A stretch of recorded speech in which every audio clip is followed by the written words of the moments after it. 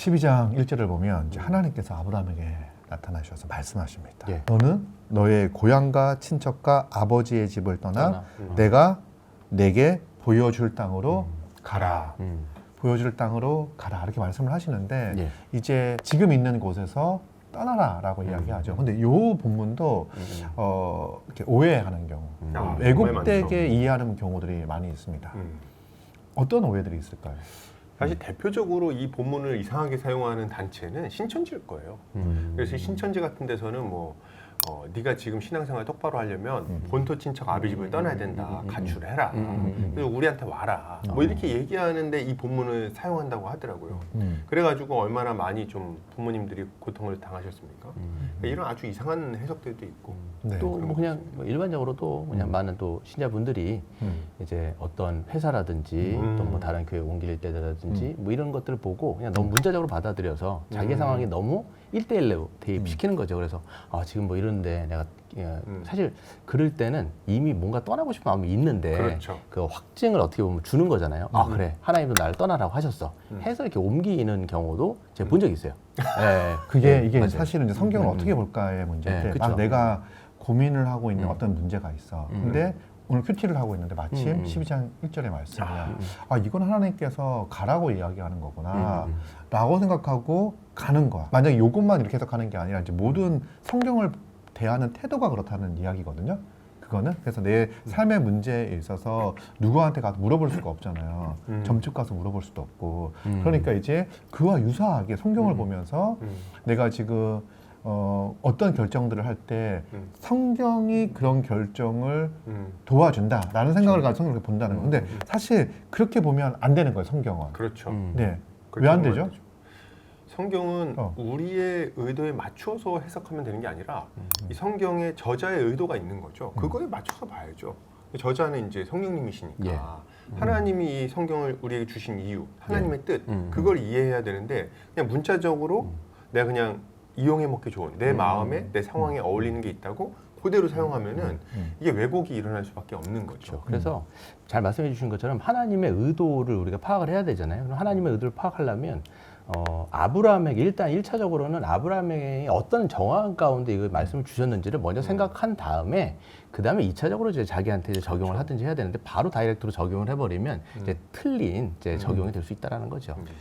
이제 좀 더 설명을 해보면 아브라함에게 이 말씀을 하셨을 때 아브라함에게는 떠나라고 얘기한 게 맞잖아요. 그쵸. 아브라함에게 네. 떠나라고 말씀하셨는데 그 의미가 뭐냐는 거예요. 하나님께서는 굳이 성경에서 아브라함에게 떠나라고 말씀하신 이유가 뭐냐 했을 때 하나님께서 어떤 계획과 목적을 가지고 아브라함에게 어떤 명령을 하신 거고 이 떠난 결과 어떤 일이 벌어졌는가 이런 것들을 다 살펴가는 거예요.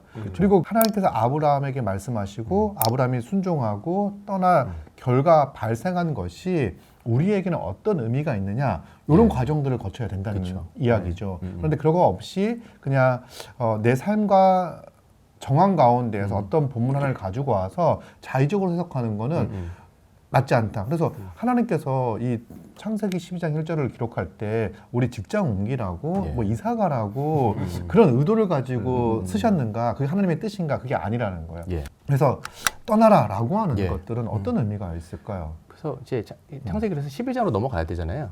결국은 이제 아담을 지으시고 하나님 나라 하지만 이제 범죄함으로 이제 모든 사람이 하나님을 등졌고 그 모든 게 이제 창세기 3장부터 11장까지인데 막 너무 떠났어. 다 떠났어. 중간에 막 노아의 홍수 막 심판 막 하고 그래도 또 떠나.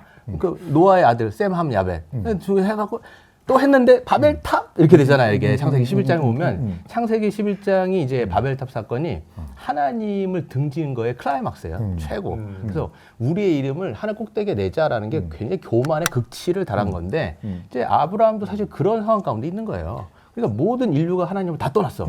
근데 아브라함을 통해서 이제 그 복을 회복시켜야 되잖아요. 그러니까 이제 거기에서 하나님은 아브라함을 부르신 거죠. 그러니까 너 거기 본토 친척 아비의 집을 떠나라. 하나님을 등진 그런 상황에서 이제 나오라고 건지신 거죠.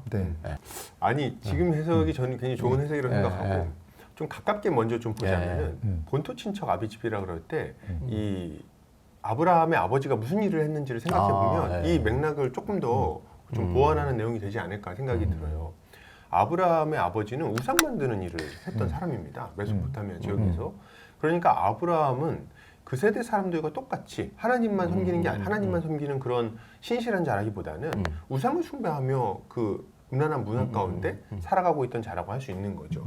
그런데 이제 거기서부터 이제 떠나라. 예. 이렇게도 일단 가깝게는 해석할 수 있겠다. 물론 좀 더 깊은 의미를 좀 예. 우리가 찾아내야 되긴 하지만 1차적으로는 그런 의미가 또 있을 수 있다. 같은 맥락에서 말씀하신 네. 것 같아요. 그래서 이제 떠나라라고 이야기를 했을 때 이게 단지 요 한 절에 있는 내용을 가지고 딱 우리가 의미를 발견하거나 해석하는 게 아니라 이 성경에 흐르는 이 문맥.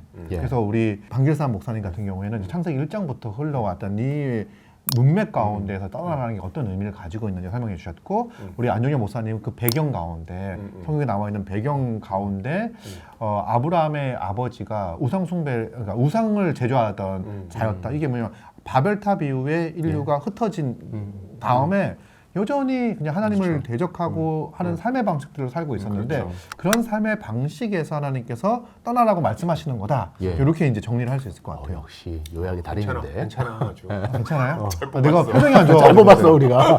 표정만 좀 관리해 주세요. 네. 네, 제 표정 너무 신경 쓰지 마세요. 네. 저도 고민이에요. 표정이 너무 안 좋아가지고. 한 가지 좀 더 우리가 좀 생각해 보면 좋겠는 게 우리 박 목사님 얘기하셨던 거를 조금 표현을 조금 바꿔서 얘기를 한 번 더 하면 좋을 것 같아요. 그러니까 처음에 하나님께서 창조하신 게 하나님 나라라는 걸 우리가 지난 시간에 좀 얘기를 해봤던 것 같은데 하나님 나라가 이제 하나님의 어떤 목적이었고 그곳에서 우리가 복을 누리게 하셨는데 이제 아담과 하와에서 쫓겨난 거 아닙니까? 예. 그리고 이제 자기들 마음대로 이제 살아가게 된 거죠. 이걸 다른 말로 좀 표현해 보면 사탄의 나라라고 좀 할 수 있는 거죠. 그래서 하나님 나라에서 쫓겨나서 사탄의 다스림 가운데 이제 사탄의 나라 안에서 살아가던 것이 인류의 모습이었다고 할 수 있는 거예요. 그런데 이런 아브라함을 이런 인류를 다시금 그 사탄의 나라에서 건져내어 하나님의 백성 삼고자 하는 그 첫 번째 시작점이 누구냐 했을 예. 때 아브라함이라고 할 수 있는 거죠.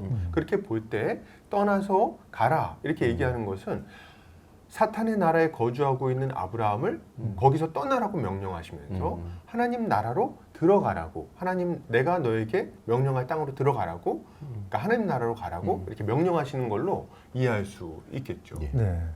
이제 이렇게 해서 딱 설명을 하시니까 우리가 성경을 이제 해석을 할 때 구약 본문 같은 경우도 구약도 그리스도 중심적으로 예. 해석을 해야 된다라는 이야기를 하잖아요. 예. 그럴 때 이런 설명 방식이 진짜 좋은 것 같아요. 왜냐하면 하나님께서 분명히 아브라함을 부르셨지만 하나님께서 지금 아브라함에게 약속하시는 것이 사단의 나라에서 벗어나 하나님의 나라로 들어오게 부르시는 그 첫 번째 시작과 같은 장면이다. 처음 시작하는 장면을 얘기했죠. 그러면 결국 이 생각을 하게 되면 자연스럽게 하나님께서 어떻게 일하셔서 우리를 하나님 나라에 들어오게 하셨느냐? 라는 질문까지 연결될 수밖에 없죠. 예. 그러면 이제 그리스도의 사역, 사단의 나라를 이렇게 무너뜨리시는, 사단의 머리를 깨뜨리시는 예. 그 그리스도의 사역과 연결이 되어지는 거예요. 그래서 구약을 보면서도 하나님께서 이렇게 약속하신 것이 예수님을 통해서 이렇게 성취되었구나 라고까지 생각할 수 있다. 예. 이게 진짜 중요한 거고 사실 그렇죠. 우리 썰교 예. 제가 이 썰교에 좀 약간 너무 가했죠. 괜찮아요. 예. 이 썰교에서 저희 하고자 하는 게 이 하나의 주제를 가지고 얘기하지만 이 본문의 문맥을 살펴보고 그리고 구속사적인 하나님의 구원 역사의 경륜을 살펴보면서 이것이 그리스도를 통해서 어떻게 성취가 되어졌는가 여기까지를 한번 이야기를 해보려고 예. 하는 거예요. 음. 그리고 그리스도를 통해 성취된 것을 딱 이해한 다음에 개인적인 적용을 하게 되면 훨씬 더 풍성합니다. 그렇죠. 달라져요. 적용점이 달라져요. 아까 같이 떠나라 이렇게 이야기하면 어딜 떠나야 되지? 뭐 이런 생각들을 하는데 이제 예. 그게 아니라 그리스도를 통해서 보면 내가 이미 그 악한 사단의 지배 아래 있던 내가 이제는 그리스도의 통치 아래로 떠났구나. 이미 떠나 하나님의 통치와 다스림과 사랑을 받고 있는 자가 되었구나. 예. 이게 이제 감사함 이렇게 이제 적용도 할 수 있을 것 같아요. 예. 이거를 좀 개인적으로 좀 적용을 해보면 안 믿는 분들도 있을 거니까 이걸 만약에 이 본문을 보면서 제대로 좀 해석을 하고 말씀을 듣는다면은 이제 안 믿는 사람들은 이 땅 가운데 사탄의 통치 가운데 고통 가운데 살아가고 있는 거죠. 근데 그런 자들을 우리 주님은 부르신다. 그래서 하나님 나라로 예수 그리스도를 통해서 하나님 나라로 돌아오기를 원하시고 믿으라고 요청하시는 거죠. 이것을 이렇게 대입하는 것이 가장 좀 건전한 1차적인 해석이 아닌가 생각이 좀 듭니다. 네. 그리스도를 믿어야 되겠네요. 그럼 예수 그리스도를 믿음으로. 그렇죠. 그래도 한 가지 더 적용을 해보면 이미 떠나 하나님 나라에 속해 있는 자인데 여전히 옛사람의 모습과 습성을 가지고서 쫓고 있는 모습은 있지 않은가. 그래서 이미 떠난 자라는 그렇죠. 믿음을 갖는 것 또한 예. 필요하겠다 생각이 듭니다. 이미 떠난 자로서 네. 날마다 또 사실 우리가 있는 자리에서 믿음으로 살아가야 되는 영역이 또 있으니까 뭐 에베소서도 말씀하는 것처럼 옛사람을 벗어버리고 새사람을 날마다 입으라고 말씀하시잖아요. 그러니까 늘 우리가 이제 벗어야 될 것이 있고 늘 또 새롭게 그리스도의 의와 진리와 응? 거룩함으로 날마다 입음으로써 나아가는 거잖아요. 네, 그렇죠. 그렇게 살아가야 되겠죠. 네. 이제 우리는 이미 그 옛 하나님을 대적하며 고통과 절망 가운데 있었던 그 삶에서 그 사망 가운데 있던 삶에서 예. 떠난 자들입니다. 예. 하나님 우리를 부르셨고 이제 하나님의 아들의 나라로. 사랑의 나라로 옮겨진 자다. 예. 이 믿음을 가지고 좀 감사하며 좀 살아가면 좋겠다 생각이 듭니다. 아, 아멘. 좋네요. 예. 결론이 너무 좋은데? 아, 좋습니까? 예. 너무 좋아요. 우리 다음 시간에는 이제 그 하나님께서 아브라함을 왜 부르셨을까? 정말 많은 사람들이 있는데 그 바벨탑 쌓고 흩어진 예. 수많은 사람들 있잖아요. 그 많은 사람들 중에서 왜 아브라함을 택하셨을까? 하나님께 선택받은 아브라함의 이유. 잘생겼으니까. 뭔 얘기를 하는 거야? 메모니